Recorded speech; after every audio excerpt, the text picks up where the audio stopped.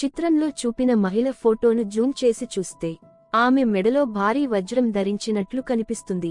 ఇది 254 క్యారెట్ల Jubilee diamond. ఇది ప్రపంచ ప్రసిద్ధ కోహినూర్ వజ్రంతో సమానమైన పరిమాణం మరియు బరువు. ఈ మహిళ మెహర్ బాయ్ టాటా, జంషెడ్ టాటా యొక్క కోడలు మరియు అతని పెద్ద కుమారుడు సర్ దొరాంజీ టాటా భార్య. 1924లో మొదటి ప్రపంచ యుద్ధం కారణంగా ఆర్థిక మాంద్యం ఏర్పడి ఉద్యోగులకు జీతాలు చెల్లించేందుకు టాటా కంపెనీ వద్ద డబ్బు లేకపోవడంతో మెహర్ బాయ్ తన అమూల్యమైన జూబ్లీ డైమండ్ని ఇంపీరియల్ బ్యాంకులో ₹1,00,00,000 తనఖా పెట్టింది. ఉద్యోగులకు రెగ్యులర్ జీతాలు లభిస్తాయి మరియు కంపెనీ నడుస్తూనే ఉంటుంది.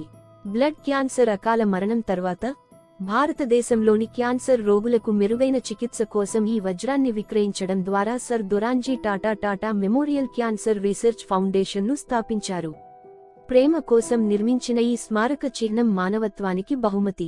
వ్యంగ్యం చూడండి, మనం తాజ్ మహల్ను ప్రేమ స్మారక చిహ్నంగా కీర్తిస్తూనే ఉంటాము మరియు మనకు జీవితాన్ని ఇచ్చే వారి చరిత్ర గురించి కూడా తెలియదు.